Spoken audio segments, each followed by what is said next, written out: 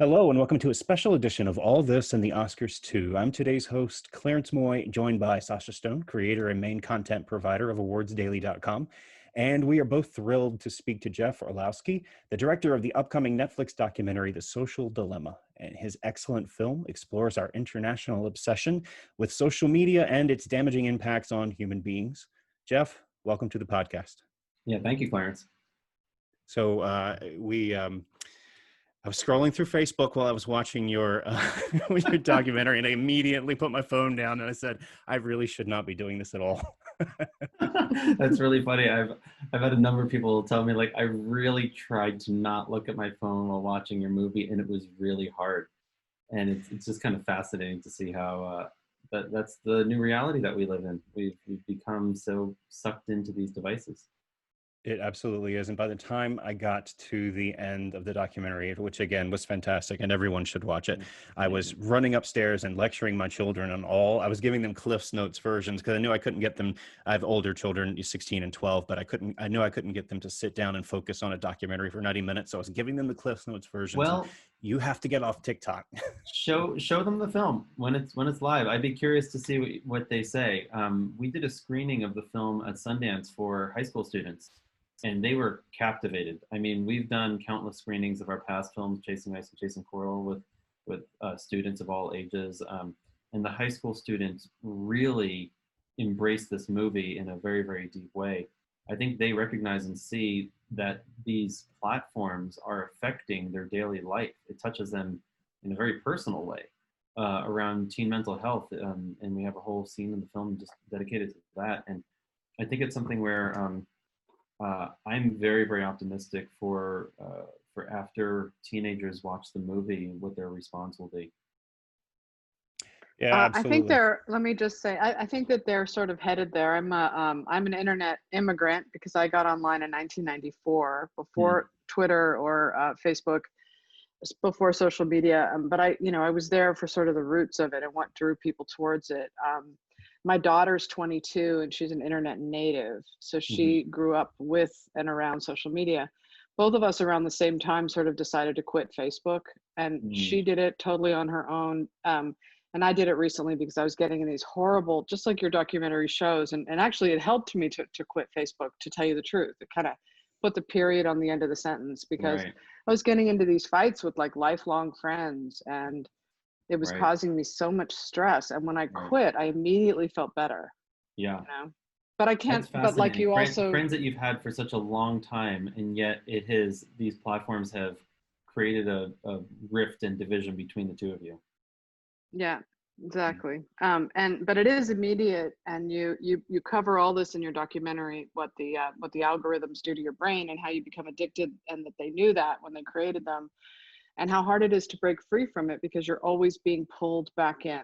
Yeah. Always, every second of every day, your brain is going, go back in, get the dopamine Right. hit, go back Right. in, anyway, I mean, the so ideal state for the algorithm is that I've got you looking on your laptop and your iPad and your phone at the same time, yeah, 24 hours a day, 7 days a week, right? I've just right, fully maximized the attention I can extract from you. I mean, the number of yeah, times I've been doing something on my computer and my phone at the same time, like it's crazy. yeah.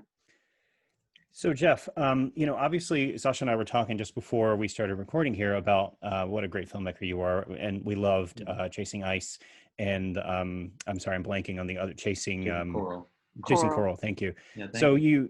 you transitioned from one calamity to another, from climate Yeah. change to social media. What was that event that spurred you to look at social media as an impact to our Yeah, culture?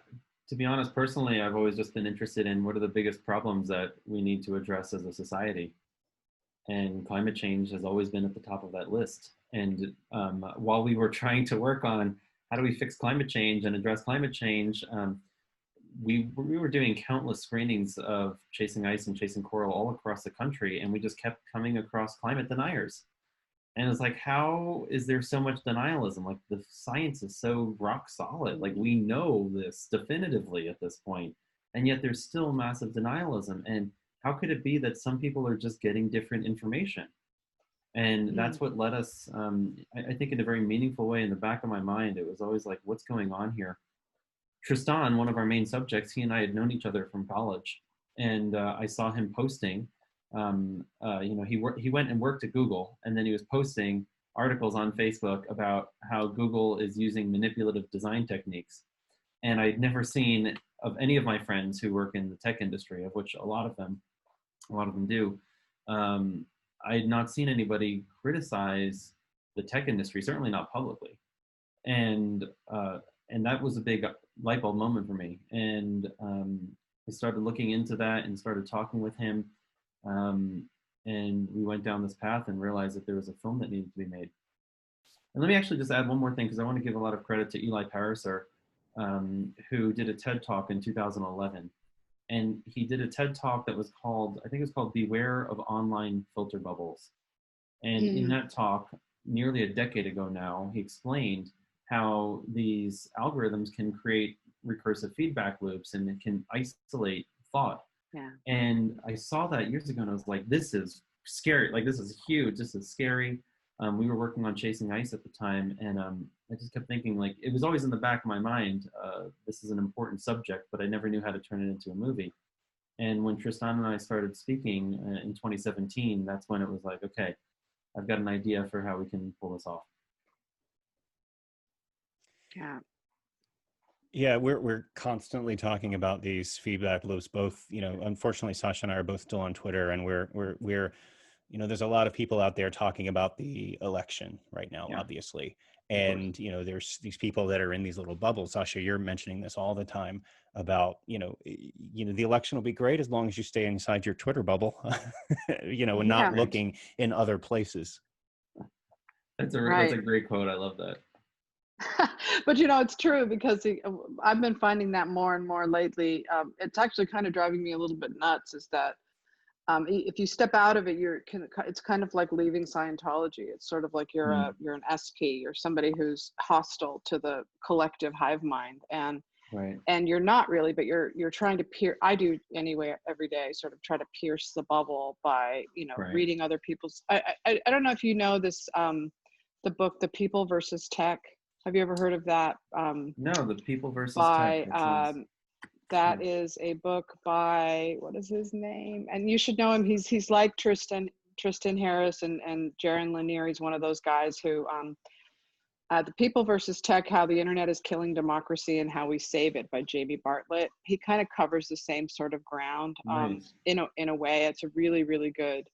But one of his recommendations is, get yourself out of the bubble, read other people's stuff, talk, assume when you're meeting somebody that they have good intentions and that they're good people, instead of they're your hostile enemies. But I do find that it is going to be very disrupting and disturbing to us if that bubble is ever pierced on a major level, as in, say, Donald Trump winning for the second time. But yeah, I mean, anyway, I think your film is a really good way to sort of open that door, and that it's on Netflix, and that you really vividly show how one person is kind of radicalized by what they're reading online, and that just couldn't be more important right now. It's so timely. That's awesome to hear, that you resonate with all of that.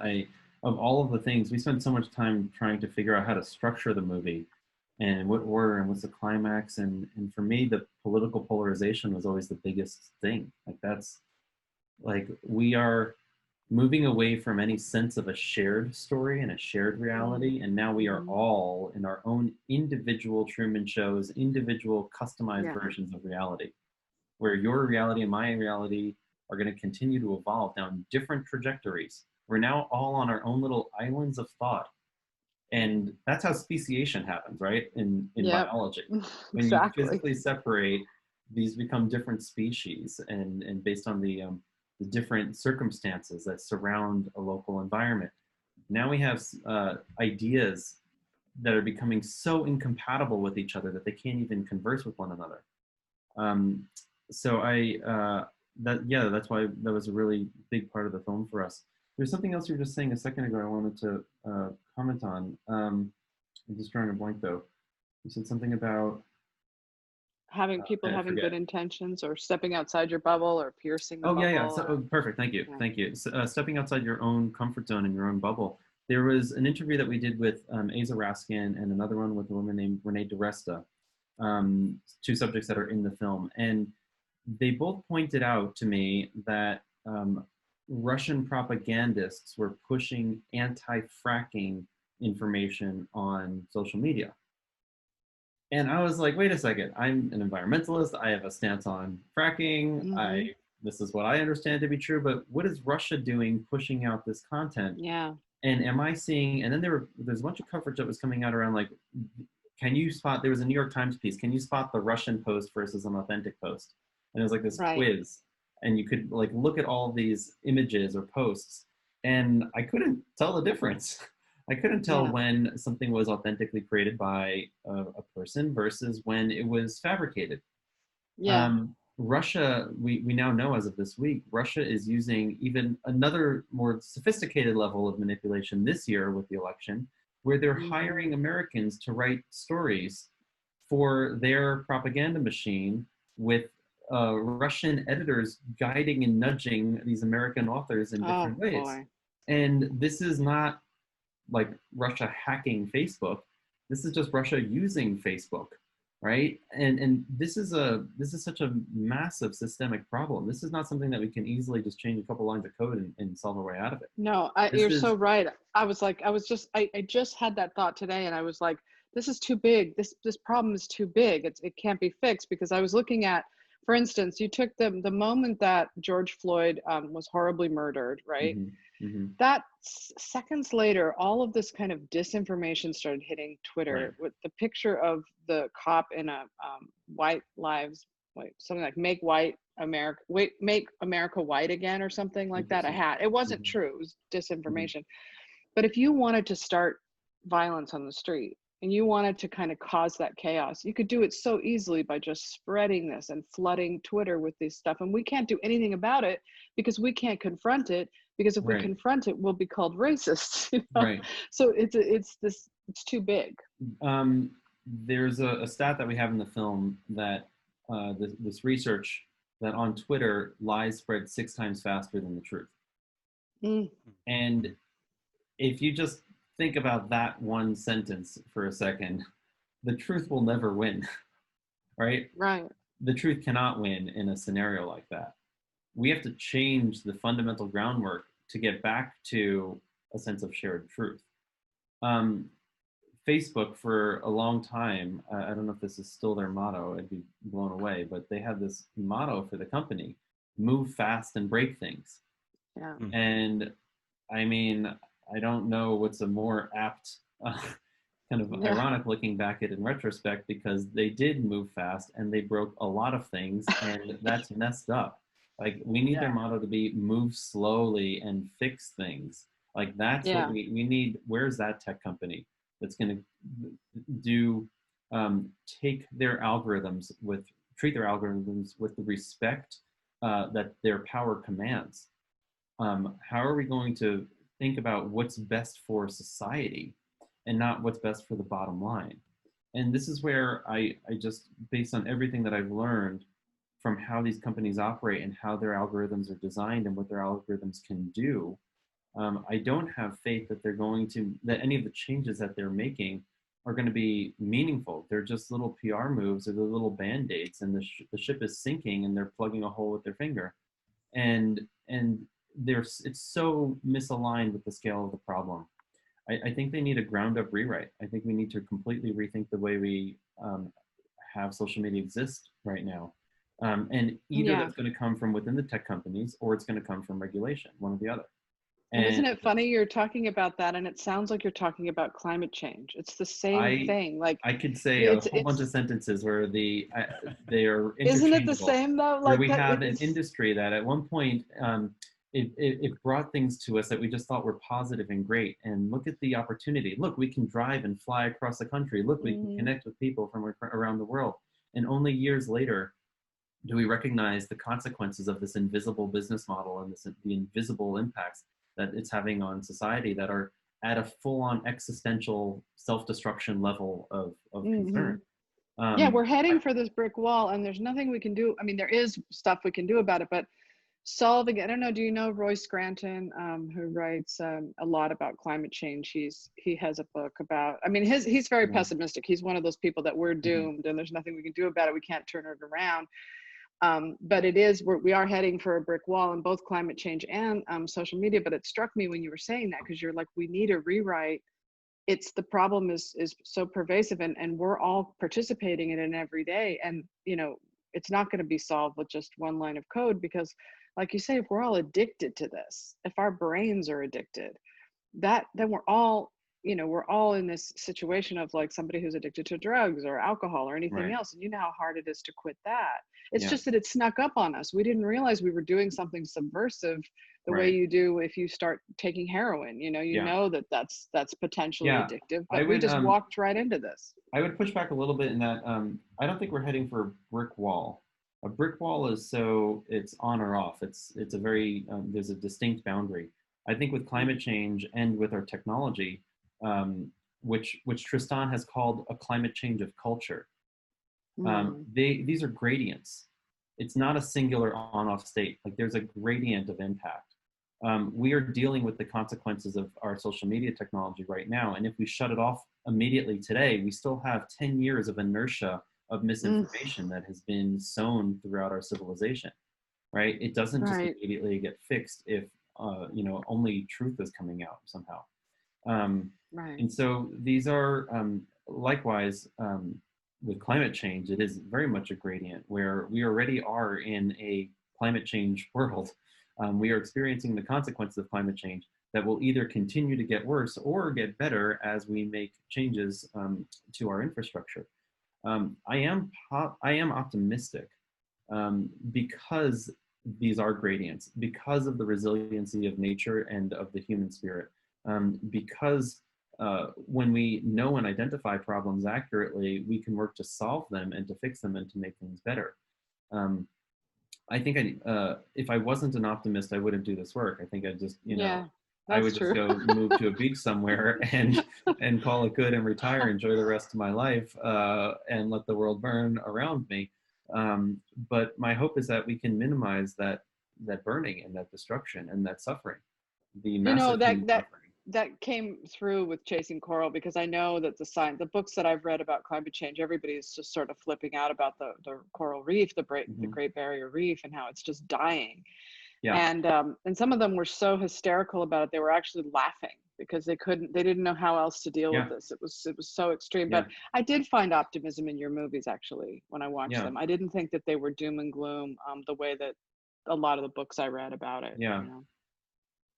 Um, I met Jane Goodall when I was in high school, and I was at a high school in New York, and we met the weekend before 9/11, and then 9/11 happened, and she was stuck in New York, and we spent some time together, and this has been a relationship that has shaped my worldview for the last, nearly 20 years. Jane is out there in a pre-COVID world, 300 days a year out on the road, doing lectures and talking about hope and optimism. And I've seen her Yeah. talk countless times, and I can recite her entire lecture for you. We'll save that for another podcast. But Yeah. uh, to see her at 80 something years old now, just continuing to fight and not giving up, it gave me massive inspiration. Like, what, I've got nothing to complain about. Like, she's working pretty hard. You can shut up and keep working a little harder. Yeah. And so I don't know. I think that there's it can be challenging to find your sources of hope sometimes. But I think once you find them, like, latch onto them and hold on to them, and continue to believe in them, because that's the only way we're going to make things better. Jaron Lanier has a great line. It got a little truncated in the film, but it's one of my favorite lines of what he said. And he talks about how a lot of people come to him and say, "Why are you so pessimistic? Why are you so pessimistic about technology and about computers and where else is going to go?" And he's like, "No, I'm not pessimistic.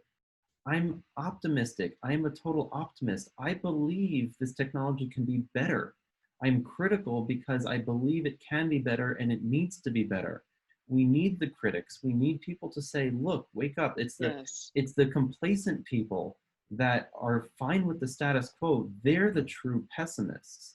Yeah. And that just hit me so hard. It just gave me such resolve around why activism is important, why speaking out is important, why trying to shine a light on issues that need more attention, why it's all important.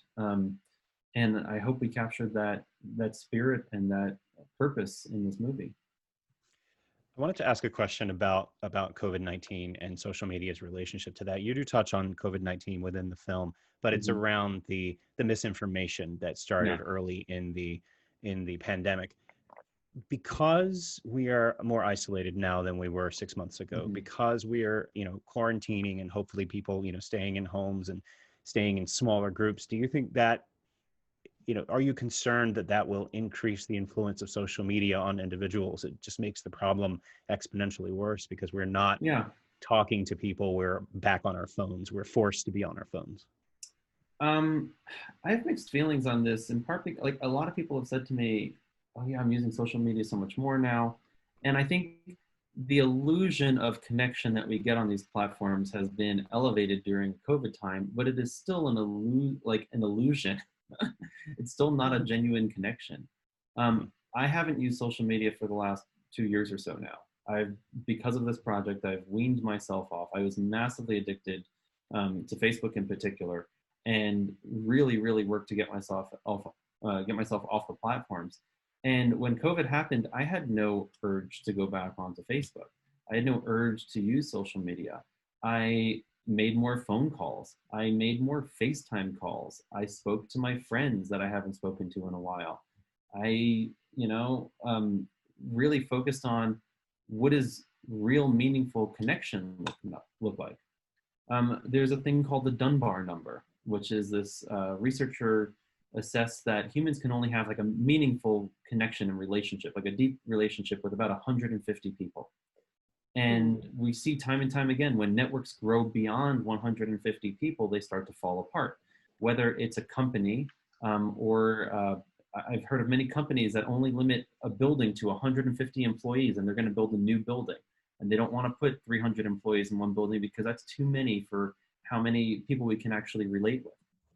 These social media platforms are based on this completely false illusion that we can have relationships with an infinite number of people, right? And whether or not you have 100 friends or 1,000 friends or 10,000 friends on these platforms, it's pushing us towards higher and higher numbers because that's what's better for the bottom line. That's what's better for growth. That's what's better for advertising revenue. If you have 100 friends now and I can make you have 1,000 friends, I just 10x my potential revenue every time you make a post, because now 10 times more people can see that post.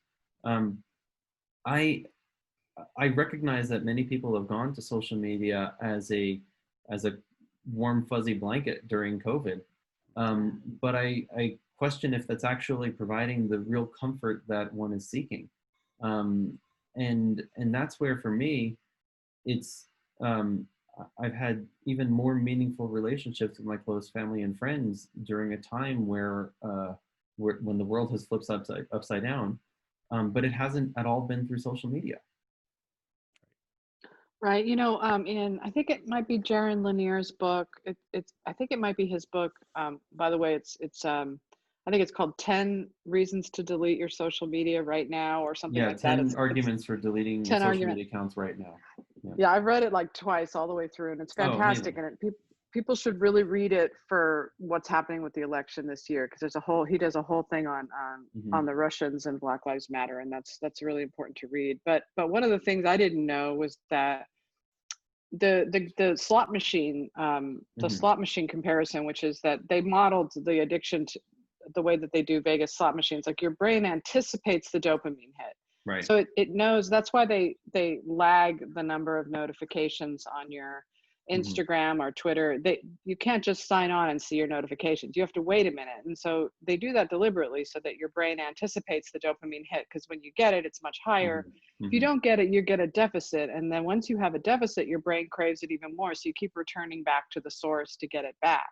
Mhm. That's a really complex and weird situation to have to deal with, but you feel it. if you keep going back to Twitter, and especially if you're like an antagonistic person on Twitter, you're going to be losing a lot of dopamine. So you're always going to be in that kind of state of like, I have to get it back. Absolutely. We did a number of interviews with people who spoke about the science as you're describing.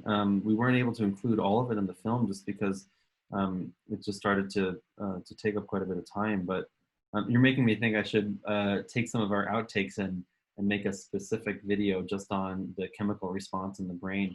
I think it helps people to understand what's happening to them, because I know that when I quit Facebook, I can't even tell you how good I feel. Like it just took away so much despair and agony. And so much of that was, I wrote this thing and people aren't liking it. And that's all it is. I wrote this thing. That means they don't like me. That means I have no friends. That means I'm this horrible person. And when you shut it out of your life, you just don't have to worry about it. I mean, maybe you worry about it if you walk down the street and you smile at someone and they don't smile back. Maybe you get it once, every 3 days or something. But if you're getting it every second of every day, I mean, it really does. It is doing active harm, I think, to our brains. So one last question. You do end the documentary on an optimistic note. And as you've mentioned, here on this podcast, you're an optimist. Since you have finished the film, have you seen any changes that have happened coming from social media companies to make you think that the right changes are afoot? Yes, absolutely. I think Tristan's been trying to put a lot of pressure on the companies for a few years now, and more people are speaking out. Whether from inside the companies or externally. And there are lots of small changes that have been happening. Apple putting out screen time reports, and Facebook seemingly trying to change their algorithms, even though they arguably might have made them worse.